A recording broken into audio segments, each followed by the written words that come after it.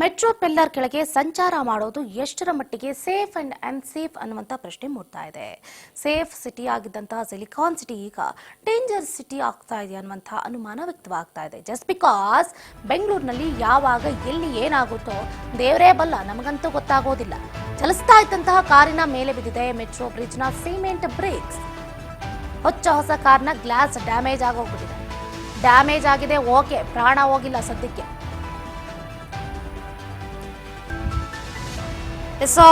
ದೈತ್ಯ ಸಿಟಿ ಬೆಂಗಳೂರಿನಲ್ಲಿ ಯಾವಾಗ ಏನಾಗುತ್ತೆ ಯಾರೂ ಕೂಡ ಊಹೆ ಮಾಡೋದಕ್ಕೆ ಸಾಧ್ಯನೇ ಇಲ್ಲ ಬಿ.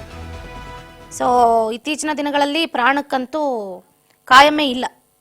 ನೋಡಿ, ಈಗ ಮೆಟ್ರೋ ಪಿಲ್ಲರ್ ಕೆಳಗೆ ಸಂಚಾರ ಮಾಡೋದು ಎಷ್ಟರ ಮಟ್ಟಿಗೆ ಸೇಫ್. ಸಂಚಾರ ಮಾಡೋದಿರಲಿ, ಮೆಟ್ರೋ ಪಿಲ್ಲರ್ಗಳ ಕೆಳಗಡೆ ಟ್ರಾಫಿಕ್ ಜಾಮ್ ಸಂದರ್ಭದಲ್ಲಿ ನಿಂತಿರ್ತೀವಿ. ಬಟ್ ಆ ಸಂದರ್ಭದಲ್ಲಿ ಯಾವಾಗ ಏನು ಆಗುತ್ತೆ ಅನ್ನೋದು ಗೊತ್ತಿಲ್ಲ. ನೋಡಿ, ನಾವೆಲ್ಲರೂ ಕೂಡ ಅನ್ಕೊತಾ ಇದ್ವಿ ಸಿಲಿಕಾನ್ ಸಿಟಿ ಬೆಂಗಳೂರು ಬಿಡಿ, ಎಲ್ರಿಗೂ ಅನ್ನ ಹಾಕಿದೆ, ಅದು ಬೇರೆ ವಿಷಯ. ಬಟ್ ಸೇಫ್ ಸಿಟಿ ಆಗಿತ್ತು, ಗಾರ್ಡನ್ ಸಿಟಿ ಆಗಿತ್ತು. ಈಗ ನೋಡಿದ್ರೆ ಸೇಫೇ ಇಲ್ದಂಗೆ ಆಗೋಗ್ಬಿಟ್ಟಿದೆ, ಡೇಂಜರ್ ಸಿಟಿ ಆಗ್ತಾ ಇದೆ. ಯಾಕಂತಂದ್ರೆ ಈಗ ನೋಡಿ, ಚಲಿಸ್ತಾ ಇದ್ದಂಥ ಕಾರ್ನೇ ಮೇಲೇನೆ ಬಿದ್ದಿದೆ ಮೆಟ್ರೋ ಬ್ರಿಡ್ಜ್ನ ಸಿಮೆಂಟ್ ಬ್ರೇಕ್ಸ್. ಹೊಸ ಕಾರು ಗ್ಲಾಸ್ ಡ್ಯಾಮೇಜ್ ಆಗೋಗ್ಬಿಟ್ಟಿದೆ. ಜನರ ಮೇಲೆ ಬಿದ್ದಿದ್ರೆ ಪ್ರಾಣಕ್ಕೆ ಕುತ್ತು ಗ್ಯಾರಂಟಿ, ಅದರಲ್ಲಿ there is no doubt at all. Police ಠಾಣೆಗೆ ಮೆಟ್ರೋ ವಿರುದ್ಧ ದೂರು ನೀಡೋದಕ್ಕೆ ಕಾರ್ ಮಾಲೀಕರು ಹೋಗಿದ್ದಾರೆ. ನಿನ್ನೆ ಬೆಳಿಗ್ಗೆ ಮೈಸೂರು ರೋಡ್ನಲ್ಲಿ ಹೋಗ್ತಾ ಇದ್ದಂತಹ ಸಂದರ್ಭದಲ್ಲಿ ಈ ಘಟನೆ ನಡೆದಿದೆ. ಕಾರಿನ ಮೇಲೆ ಏಕಾಏಕಿ ಬಿದ್ದೋಗ್ಬಿಟ್ಟಿದೆ ಮೆಟ್ರೋ ಬ್ರಿಡ್ಜ್ನ ಸಿಮೆಂಟ್ ಕಲ್. ಅಪ್ಪಿ ತಪ್ಪಿ ಯಾರಾದ್ರೂ ಅಲ್ಲಿ ಮುದುಕರೋ ಮುಪ್ರೋ ಚಿಕ್ಕ ಮಕ್ಕಳು ರಸ್ತೆ ದಾಟಂತವ್ರು ಹೋಗಿದ್ರೆ ತಲೆ ಮೇಲೆ ಬಿದ್ದಿದ್ರೆ ಮುಗಿದೋಯ್ತು ಕತೆ, ಅಲ್ಲೇ ಹರಾಸಿವ ಅಂದ್ಬಿಡೋರು. ಕಲ್ ಕಳಚಿ ಬಿದ್ದ ರಭಸಕ್ಕೆ SUV 700 ಕಾರ್ನ ಫ್ರಂಟ್ ಗ್ಲಾಸ್ ಮತ್ತು ರೂಫೇ ಡ್ಯಾಮೇಜ್ ಆಗಿದೆ ಅಂತ ಯೋಚನೆ ಮಾಡಬೇಕು. ಅದು ಎಷ್ಟು ಸ್ಟ್ರಾಂಗ್ ಇರುತ್ತೆ. ಕಲ್ಲು ಬಿದ್ದ ಫೋರ್ಸ್ಗೆ ಭಯಗೊಂಡಿದ್ದಾರೆ ಕಾರ್ನ ಸವಾರ ಹಾಗೆ ಕುಟುಂಬಸ್ಥರು. ಮೆಟ್ರೋ ರೈಲು ಹೋಗ್ತಾ ಇದ್ದಂತೆ ಅಲ್ಲಿನ ವೈಬ್ರೇಷನ್ಗೆ ಕಳಚಿ ಬಿದ್ದಿದೆ ಸಿಮೆಂಟ್ ಬ್ರೇಕ್ಸ್. ಮೈಸೂರು ರಸ್ತೆಯ ಪಿಲ್ಲರ್ ನಂಬರ್ 393ರ ಬಳಿ ಘಟನೆ ನಡೆದಿರುವಂತದ್ದು. ಇದರ ಬಗ್ಗೆ ಹೆಚ್ಚಿನ ಡೀಟೇಲ್ಸ್ ಅನ್ನು ಕೊಡ್ತಾ ಹೋಗ್ತಾರೆ ನಮ್ಮ metro reporter Harshita Patil. Phone ಸಂಪರ್ಕದಿಂದ ಜಾಯ್ನ್ ಆಗ್ತಿದ್ದಾರೆ. ಹರ್ಷಿತಾ, ಈಗ ಬಹಳ ಸರ್ವೇ ಸಾಮಾನ್ಯ ಆಗೋಗ್ಬಿಟ್ಟಿದೆ ಈ ಪ್ರಶ್ನೆ ಹೇಳಬೇಕು ಅಂತಂದ್ರೆ. ಸಿಲಿಕಾನ್ ಸಿಟಿ ಬೆಂಗಳೂರಿನಲ್ಲಿ ಲಕ್ಷಾಂತರ ಜನರು ಜೀವಿಸ್ತಾ ಇದ್ದಾರೆ. ಬಟ್ ಎಲ್ಲೋ ಒಂದು ಕಡೆ ಬೆಂಗಳೂರು ಇತ್ತೀಚಿನ ದಿನಗಳಲ್ಲಿ ಸೇಫಾ ಅನ್ಸೇಫಾ ಅನ್ನುವಂಥ ಪ್ರಶ್ನೆ ಉದ್ಭವ ಆಗ್ತಾ ಇದೆ. ಜಸ್ಟ್ ಬಿಕಾಸ್ ಈಗ ನೋಡ್ತಾ ಇರುವಂತಹ ದೃಶ್ಯಗಳು ಅದಕ್ಕೆ ಕಾರಣ. ಹೆಚ್ಚಿನ ಡೀಟೇಲ್ಸ್ ಏನಿದೆ ಅಂತ? ಚಂದ್ರಕಲಾ, ನೀವು ಹೇಳಿದಾಗನೇ ಈಗ ನಮ್ಮ ಸಿಲಿಕಾನ್ ಸಿಟಿ ಹೇಗಾಗ್ಬಿಟ್ಟಿದೆ ಅಂದ್ರೆ ಒಂದ್ ರೀತಿಯಾಗಿ ಡೇಂಜರ್ ಸಿಟಿ ಆಗಿ ಮಾರ್ಪಾಡಾಗ್ತಾ ಇದೆ. ಒಂದಲ್ಲ ಒಂದು ಅವಾಂತರಗಳು ಸೃಷ್ಟಿ ಆಗ್ತಾನೆ ಇರುತ್ತೆ. ಯಾವಾಗ ರಸ್ತೆ ಮೇಲೆ ಹೋಗುವಾಗ ಏನ್ ಅನಾಹುತ ಆಗುತ್ತೆ ಅಂತ ಹೇಳಕ್ಕೆ ಆಗಲ್ಲ. ಒಂದ್ ಕಡೆ ಗುಂಡಿ ಬಿದ್ದಂತ ರಸ್ತೆಗಳಾದ್ರೆ, ಆಮೇಲೆ ಮಳೆ ಜಾಸ್ತಿ ಆದ್ರೆ ಮರಗಳು ಬೀಳತ್ತೆ. ಯಾವಾಗ ಎಲ್ಲಿ ಏನ್ ಅನಾಹುತ ಆಗುತ್ತೆ, ಒಟ್ನಲ್ಲಿ ಜನರಿಗೆ ಸೇಫೇ ಇಲ್ಲ ಅನ್ನುವಂತ ಫೀಲ್ ಕೂಡ ಈಗಾಗಲೇ ಬೆಂಗಳೂರಿನ ಜನತೆಗೆ ಆಗ್ತಾ ಇದೆ. ಇಂಥ ಸಂದರ್ಭದಲ್ಲಿ ಇದೀಗ ಮೆಟ್ರೋ ಪಿಲ್ಲರ್ ಕೆಳಗೆ ಕೂಡ ಓಡಾಡೋದು ಎಷ್ಟರ ಮಟ್ಟಿಗೆ ಸೇಫ್ ಅನ್ನೋದು ಕೂಡ ಈಗ ಜನರಿಗೆ ಒಂದು ಮೂಡ್ತಾ ಇರುವಂತ ಪ್ರಶ್ನೆ ಕೂಡ. ಯಾಕಂತಂದ್ರೆ ನಿನ್ನೆ ಮೈಸೂರು ರಸ್ತೆಯಲ್ಲಿ ಹೋಗ್ತಾ ಇರುವಂತ ಕಾರ್ ಮೇಲೆ ಏಕಾಏಕಿಯಾಗಿ ಮೆಟ್ರೋ ಬ್ರಿಡ್ಜ್ ನ ಒಂದು ಸಿಮೆಂಟ್ ಕಲ್ಲು ಬಿದ್ದಿದೆ. ಆ ಒಂದು ಕಲ್ಲು ಬಿದ್ದಿದಂತ ರಭಸಕ್ಕೆ ಕಾರಿನ ಮುಂಭಾಗದ ಒಂದು ಗ್ಲಾಸ್ ಕೂಡ ಒಡೆದೋಗಿದೆ.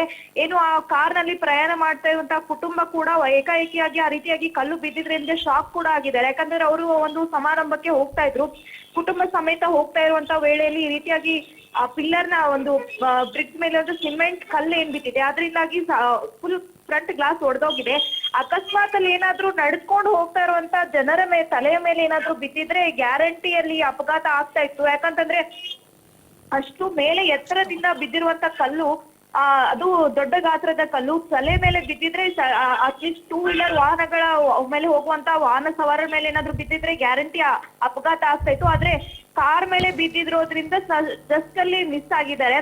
ಸದ್ಯ ಆ ಕಾರ್ ಚಾಲಕ ಕೂಡ ಈಗಾಗಲೇ ಪೊಲೀಸ್ ಠಾಣೆಯ ಕೂಡ ಮೆಟ್ಟಿಲೇರಿದ್ದಾರೆ. ಯಾಕಂತಂದ್ರೆ ಅವರು ಕೂಡ ಈ ಒಂದು ಘಟನೆ ಸಂಭವಿಸಿದಾಗ ಮೆಟ್ರೋ ಅಧಿಕಾರಿಗಳನ್ನ ಸಂಪರ್ಕಿಸೋಕೆ ಪ್ರಯತ್ನ ಪಟ್ಟಿದ್ದಾರೆ, ಅದು ವಿಫಲ ಆಗಿದೆ. ಸೊ ಹೀಗಾಗಿ ಅವರು ಪೊಲೀಸ್ ಠಾಣೆಯ ಮೆಟ್ಟಿಲೇರಿ ಅಲ್ಲಿ ಕೂಡ ಕಂಪ್ಲೇಂಟ್ ಅನ್ನ ಕೊಟ್ಟಿದ್ದಾರೆ.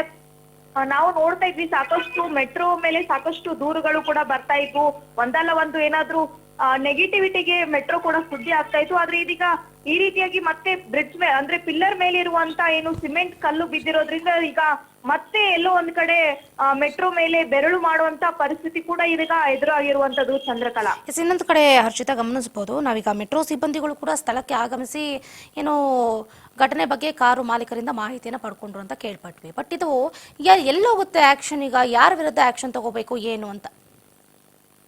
ಎಸ್, ಖಂಡಿತ ಚಂದ್ರಕಲಾ. ಈಗಾಗಲೇ ಏನು ಸಾಕಷ್ಟು ಮೆಟ್ರೋ ಮೇಲೆ ಸಾಕಷ್ಟು ಕಂಪ್ಲೇಂಟ್ ಕೂಡ ಬರ್ತಾ ಇದ್ವು. ಈಗ ಏನು ಮೆಟ್ರೋ ಮೇಲಿರುವಂತ ಪಿಲ್ಲರ್ನ ಮೇಲಿರುವಂತ ಸಿಮೆಂಟ್ ಕಲ್ಲು ಬಿದ್ದಿದೆ.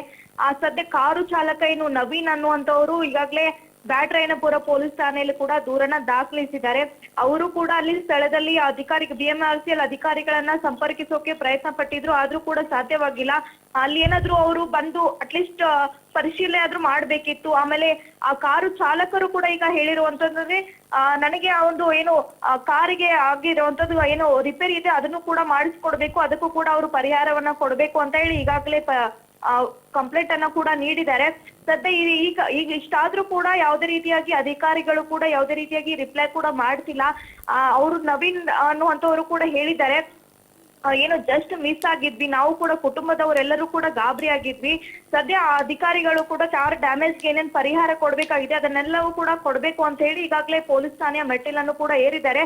ಸದ್ಯ ಕಾದು ನೋಡ್ಬೇಕಾಗಿದೆ BMRCL ಅಧಿಕಾರಿಗಳು ಈ ಒಂದು ಕಂಪ್ಲೇಂಟ್ಗೆ ಏನು ರಿಪ್ಲೈ ಕೊಡ್ತಾರಾ ಅಥವಾ ಅವ್ರಿಗೆ ಕಾರ್ ಡ್ಯಾಮೇಜ್ಗೆ ಪರಿಹಾರವನ್ನ ಕೊಡ್ತಾರಾ ಅಥವಾ ಇದೇ ರೀತಿಯಾಗಿ ಮತ್ತೆ ಏನು ಮೆಟ್ರೋ ಪಿಲ್ಲರ್ ಆಗದೆ ಅಂತೆ ಕ್ರಮವನ್ನ ಕೈಗೊಳ್ತಾರಂತ ಕಾದ್ ನೋಡ್ಬೇಕಾಗಿದೆ. ಚಂದ್ರಕಲಾ, ಥ್ಯಾಂಕ್ ಯು ಹರ್ಷಿತಾ ಪಾಟೀಲ್ ನಿಮ್ಮ ಕಂಪ್ಲೀಟ್ ಮಾಹಿತಿಗಾಗಿ. ಒಟ್ಟಾರೆಯಾಗಿ ಯಲಹಂಕದ ಬಾಗಲೂರಿನಿಂದ ಮೈಸೂರಿಗೆ ಕಾರ್ಯಕ್ರಮಕ್ಕೆ ತೆರಳ್ತಾ ಇದ್ದಂತಹ ನವೀನ್ ರಾಜ್ ಮತ್ತು ಕುಟುಂಬ ಏನು ಈ ಸಂದರ್ಭದಲ್ಲಿ ಈ ಘಟನೆ ಆಗಿದೆ.